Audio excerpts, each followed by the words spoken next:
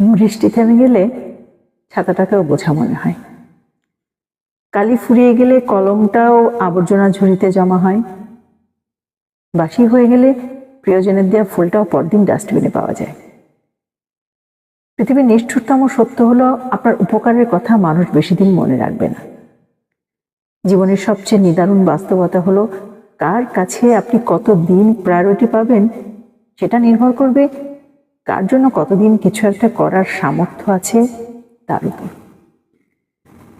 এই বাস্তবতা আপনি মানলেও সত্যি, না মানলেও সত্যি। আজ সকালে যে পত্রিকার দাম 10 টাকা, একদিন পরে সেই একই পত্রিকার 1 কেজির দাম 10 টাকা। 1000 টাকা খরচ করে একাডেমিক লাইফে বছরের শুরুতে যে বইগুলো গুরুত্ব দিয়ে কিনতে হয়, বছর শেষে সেই বইগুলোই কেজি দরে বিক্রি করে দিতে হয়। সময় ফুরিয়ে গেলে এভাবেই মূল্য কমতে থাকে সবার, সবকিছুর। আমরা আপাতত মস্তক স্বার্থপর একটা প্রাণী।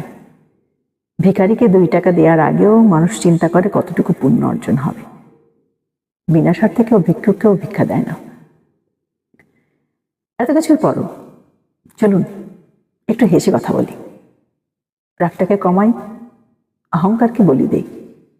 যদি সুখী হতে চান তবে প্রত্যাশাটা কমান। আপনি কারোর জন্য কিছু করে থাকলে সেটা চিরতরে ভুলে যান, কারণ সেটা যতদিন আপনি মনে রাখবেন ততদিন সেটা আপনাকে অহংকারী করে তুলবে।